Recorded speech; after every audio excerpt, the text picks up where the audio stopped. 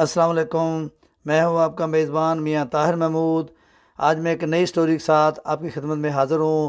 District police officer captain retire Muhammad Furqan Bilal نے Christmas کی security کے حوالے سے ایس ڈی پی اوز اور ایس ایچ او سے ہنگامی میٹنگ کی۔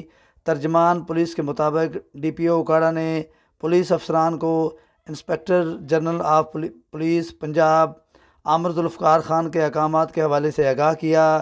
انہوں نے کہا کہ inspector general of police Punjab کے احکامات پر من و عن عمل کیا جائے گا، عوام کی جان و مال کی تحفظ کو یقینی بنایا جائے گا، ملک میں حالیہ دہشت گردی کی وجہ سے سیکورٹی کو ہائی الرٹ رکھا جائے، کسی بھی قسم کی کوتاہی کو ہرگز برداشت نہیں کیا جائے گا، کسی بھی شر پسند عناصر کو ضلع اوکاڑا کا امن تباہ کرنے کی ہرگز اجازت نہیں دی جائے گی۔